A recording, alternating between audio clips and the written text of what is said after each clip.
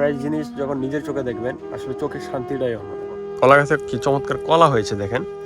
আসসালামু আলাইকুম এভরিওয়ান, আশা করি সবাই ভালো আছেন এবং সুস্থ আছেন।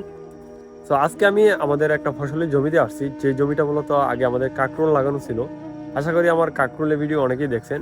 এই সেই কাঁকরোল জমি, যেটা কাঁকরোল শেষে এখন হচ্ছে আমরা সিম লাগাইছি। এই আমার পিছনে দেখতে পাচ্ছি সিম গাছগুলো। আসলে সিমের যে ফসলটা আমাদের সেটা তেমন একটা ভালো হয় নাই।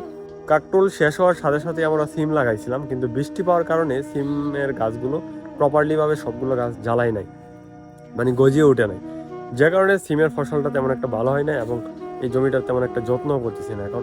কারণ আমরা সিমের জমিটা কন্টিনিউ করবো না, অন্য একটা ফসল লাগানোর চেষ্টা করবো। তো জাস্ট কিছুদিন রাখবো, এই যে গাছগুলো আছে সেখান থেকে যে পরিমাণ বিক্রয় করা যায় সেগুলোই আমরা বিক্রয় করার চেষ্টা করব।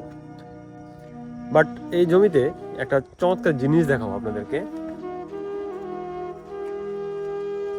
সো আমাদের এই জমির মধ্যেই মানে হচ্ছে এই জমিটা যার জমি, যার থেকে আমরা মূলত লিজ নিয়েছি নির্দিষ্ট সময়ের জন্য, সেই লোকের এটা হচ্ছে একটা পানি সেচের গড়। সেই গড়ের কণার একটা কলা গাছ আছে। কলা গাছে কি চমৎকার কলা হয়েছে দেখেন, জাস্ট চমৎকার। যদিও কলা গাছটা আমার না, যেহেতু আমার জমির সাথে, সেই জন্য দেখাইলাম আর কি। বেশ চমৎকার। আসুন এখন আমি যে জিনিসটা দেখাবো মূলত আপনাদেরকে, আগাছাগুলো একসাথে দলা করে আমরা এক জায়গায় রাখলে হয় কি, সেই আগাছাগুলো পচে হয়ে যায় একটা মাটি হয়। সে মাটির মধ্যে আমার একটা লাউ গাছ লাগাইছিলাম।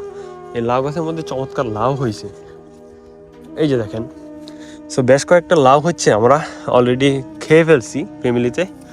ছোট ছোট লাউ আছে, লাউয়ের কলি যেটাকে বলি, বা লাউ দোস্ত দেখেন। এই যে একটা লাউ, এই যে আরেকটা লাউ, এবং এই লাউটা হচ্ছে খাওয়ার উপযুক্ত হয়েছে। সো এই লাউটা হচ্ছে আমরা কেটে ঢাকায় নিয়ে যাব, ঢাকায় নিয়ে খাবো। এবং এখানে আরেকটা লাউয়ের ছোট কড়া আছে। সো এখানে আরও দুইটা আছে। সো বেশ কয়েকটা লাউ কিন্তু হয়েছে। জাস্ট অসাধারণ ফিলিংস। আসলে ফ্রেশ জিনিসের আনন্দটাই অন্যরকম। ফ্রেশ জিনিস যখন নিজের চোখে দেখবেন আসলে চোখের শান্তিটাই অন্যরকম। বেশ চমৎকার একটি সবজি লাউ। যারা খেতে পছন্দ করেন অবশ্যই কমেন্ট করে জানাবেন। তো আমরা অলরেডি গ্রামের বাড়িতে 3-4টা খাওয়া হয়ে গেছে, মানে এই গাছের লাউ। আর এটা হচ্ছে আমরা ঢাকার উদ্দেশ্যে নিয়ে যাব, ঢাকা নিয়ে খাবো। আমি যখন গ্রামে আসি গ্রামের ফ্রেশ সবজিগুলো ঢাকা নিয়ে যাওয়ার চেষ্টা করি। তো একটা ফ্যামিলির জন্য আসলে একটা লাউ গাছই যথেষ্ট। এবং লাউয়ের গাছের উপর দিয়ে দেখেন লাউ গাছটা কত সুস্থ সবল আছে, আলহামদুলিল্লাহ। তো আমি সবসময় দেখানোর চেষ্টা করি যে আমাদের যে কৃষি জমিগুলো আছে, কৃষি জমিতে আসলে মাল্টিপল ফসল থাকে, যেগুলো লাগানোর কারণ হচ্ছে নিজেরাও খাই এবং পাশাপাশি আমরা বিক্রিও করি। এক্সট্রা যেগুলো থাকে সেগুলো আমরা বিক্রি করে দিই। সো এ হচ্ছে আমাদের সিমের জমি, যেটাকে আমাদের কিশোরগঞ্জের ভাষায় বা আমরা বলে থাকি উড়ি। সিমকে আমরা উড়ি বলি। সো আমি সবসময় আমাদের গ্রাম্য ভাষাটা আপনাদেরকে ক্লিয়ার করার চেষ্টা করি। দেখেন উড়ির মধ্যে অলরেডি ফুল আসছে, এই যে ফুল। যদিও আমাদের এবারে ফসলটা ভালো হয় নাই, খুবই দুঃখজনক। এই যে দেখেন লাউয়ের গাছটা এদিক দিয়ে প্রপারলি দেখা যাচ্ছে, বেশ কিছু করা কিন্তু এই লাউয়ের মধ্যে আছে। এই যে দেখেন, আসলে সিমের জমি আসলে ভালো না হওয়ার পিছনে আরেকটা কারণ আছে।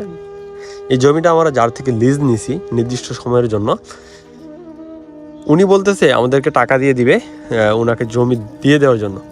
এখন সেই অপেক্ষায় থাইকা আমরা আর জমির দিকে গুরুত্ব দেই নাই। এখন উনি টাকাও দিচ্ছে না, জমিও নিচ্ছে না, এমন একটা প্যাচের মধ্যে আসি মূলত আমরা, যে কারণে আসলে জমিটা এখন এই অবস্থা। না হয় আমাদের কৃষি জমিগুলো এমন দশা থাকে না। যাই হোক, আশা করি আপনাদেরকে যেটা দেখানোর চেষ্টা করছি সেটা দেখাইছি। মূলত লাউটাই মূলত আজকের ভিডিওতে দেখানোর ইচ্ছা ছিল আমার।